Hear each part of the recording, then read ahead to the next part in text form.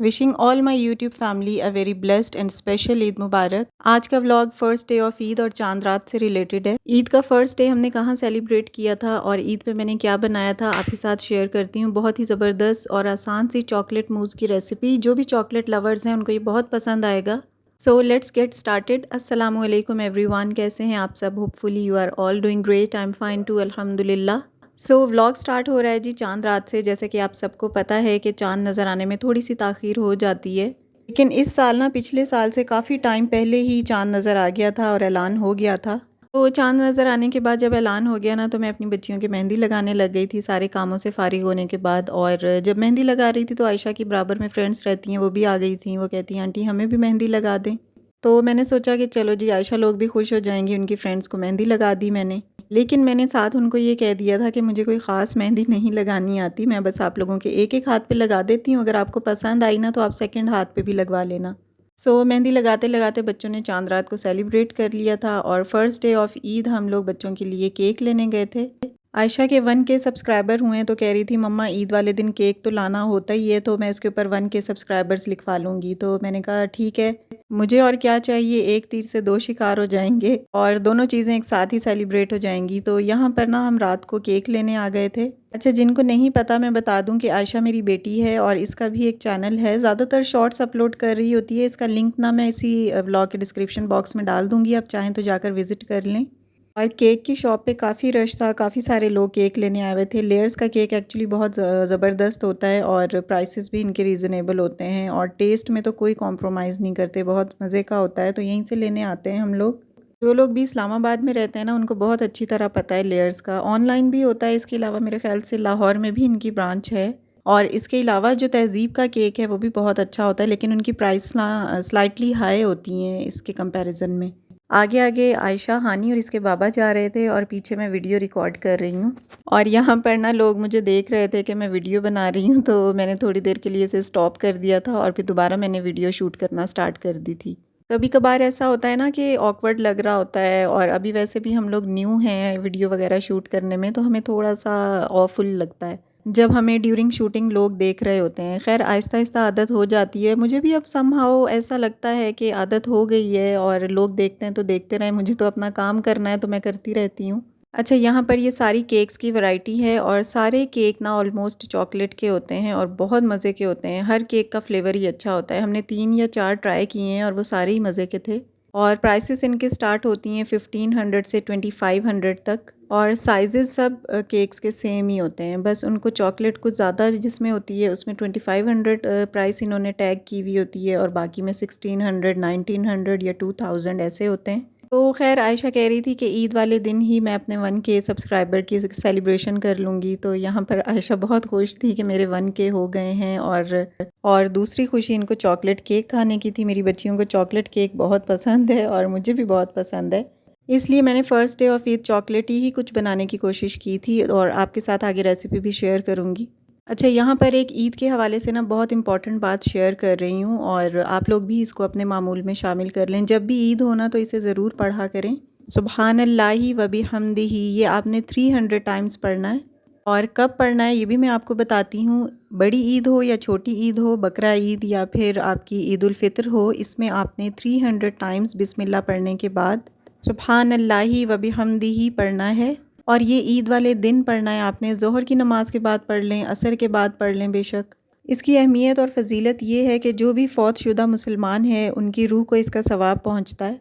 यहाँ मैंने स्क्रीनशॉट भी शेयर कर दिया है, इस पर मेंशन है कि जब आप 300 दफ़ा पढ़ते हैं ये और फ़ौत शुदा मुसलमानों को इसका इसाले सवाब करते हैं, तो अल्लाह ताला उनकी कब्र में 1000 अनवार दाखिल फरमाता है। और पढ़ने वाला जब खुद मरेगा तो उसकी कब्र में भी 1000 अनवार अल्लाह ताला ज़रूर इंशाअल्लाह दाखिल फरमाएगा। मुझे भी ये 2-3 सालों से पता चला है, तो उस वक्त से तो मैं इसे पढ़ती हूँ और जो भी फ़ौत शुदा हमारी फ़ैमिली में हैं उनके लिए पढ़कर और दुआ करती हूँ। आप लोग भी इसे हर ईद पर पढ़ा करें, दोनों ईदों पर ये पढ़ सकते हैं और बहुत ही छोटा सा वजीफ़ा है, बस 300 दफ़ा आपने सुबहानल्लाहि व बिहम्दिही पढ़ना है। अच्छा, यहाँ पर ना मैं ईद वाले दिन चॉकलेट मूज़ बना रही हूँ बच्चियों के लिए, क्योंकि इनको बहुत पसंद है। तो ईद पर तो वैसे माशाल्लाह बच्चों की पसंद को ही सामने रखा जाता है। वैसे तो थ्रू आउट ईयर मैं बच्चों की पसंद की ही चीज़ें बनाती हूँ, लेकिन ये स्पेशल मौका है तो इस पे तो ज़रूर बच्चों को इग्नोर नहीं किया जा सकता।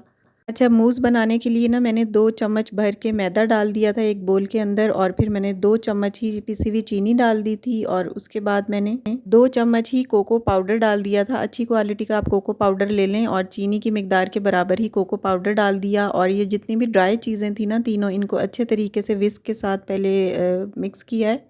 और जब ये तीनों ड्राई चीज़ें अच्छे से मिक्स हो गई थी ना, तब इसमें आधा किलो दूध मैंने थोड़ी थोड़ी क्वांटिटी में डालती रही थी, और साथ साथ विस्क के साथ उसे अच्छे से मिक्स भी करती रही थी ताकि कोई भी लंप ना बने।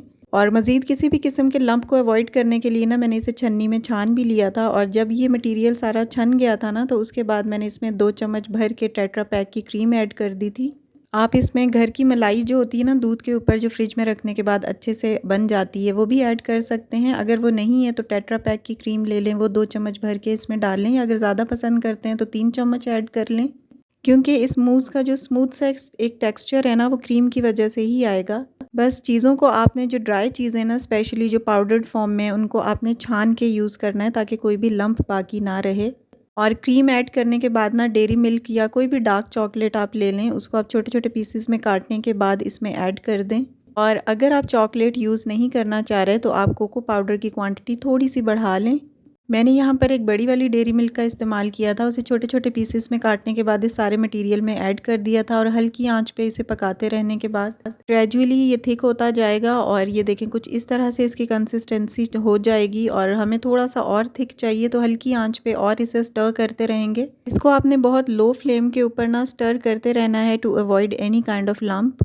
तो ये देखें मुसलसल स्टर करने की वजह से इसमें कोई भी लंप नहीं है, और एक स्मूथ सा मिक्सचर इसका रेडी हो गया है। अच्छा, ये चमचे को ना आपने नीचे तक चलाना है, और आप चाहें तो विस्क का भी यूज़ कर सकते हैं या स्पैचुला, जो भी आपको इजी लगता हो। बिल्कुल आपने बेस तक इसको अच्छे से मिक्स करते रहना है। और साइड्स पे भी ये मैदा है ना, तो साइड्स पे भी ये जमना शुरू हो जाता है, तो साइड से भी आपने उतारते रहना है, और अगेन इसकी मिक्सिंग स्टार्ट कर देनी है। बस इसका जो बेसिक काम है ना, वो हल्की आंच के ऊपर मिक्सिंग का ही है, ताकि कोई भी किसी किस्म की गुठली इसमें ना रहे। तो बस यहाँ पर एक स्मूथ सा और थिक सा इस कंसिस्टेंसी का हमें मिक्सचर चाहिए। जब ये रेडी हो जाएगा तो आपने इसे बोल में या कोई भी कप जिसमें भी आप निकालना चाह रहे हैं सर्विंग के लिए, उसमें आप इसको निकाल लें। बिलीव मी, ये बहुत मज़े का मूस रेडी होता है। बाज़ार में 300 का एक कप मिलता है, और अगर आप इसे घर पे रेडी कर रहे हैं ना, तो ये बहुत सस्ते में आपके मूस रेडी हो जाता है, और बच्चों को बहुत ज़्यादा पसंद आएगा। सेम इसी तरीके से आप बनाएं। चाहें तो फ़र्स्ट टाइम अगर आप बना रहे हैं तो क्वांटिटी भी यही वाली यूज़ कर लें जो मैंने आपको मेजरमेंट्स बताई हैं, तो इंशाल्लाह आपका मूस बहुत ज़बरदस्त रेडी होगा।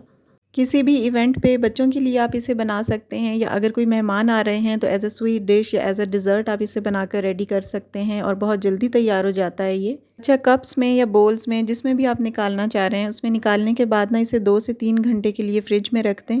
इसका रिज़ल्ट बहुत ज़बरदस्त होगा। और गार्निशिंग के लिए आप चाहें तो चॉकलेट चिप्स यूज़ कर लें, या कोको पाउडर स्प्रिंकल कर दें, या कुछ भी जो भी आपको चीज़ चाहिए वो आप इसके ऊपर स्प्रिंकल कर सकते हैं। और अभी मैं आपको चम्मच से निकाल कर दिखाती हूँ कि इसका टेक्सचर कितना स्मूथ है। बहुत मज़े का मूस था, बिलीव मी। एक दफ़ा आप लोग भी बच्चों के लिए ज़रूर बनाइएगा इसको, या अगर ईद के मौके पर या किसी भी और मौके पर आपके घर मेहमान आ रहे हैं तो इस डिज़र्ट को ज़रूर बनाने की कोशिश करें। फ़र्स्ट टाइम ही आपका बहुत अच्छा बनेगा। जी, व्लॉग को यहीं पर ख़त्म कर रही हूँ। वीडियो अच्छी लगी हो तो लाइक कर दीजिएगा, और ईद आप सबको मेरी तरफ से बहुत बहुत मुबारक हो। अल्लाह ताला आपको बहुत सारी खुशियों से नवाजे। See you in the next video. Till then stay happy, stay fit and take very good care of yourself. अल्लाह हाफिज़।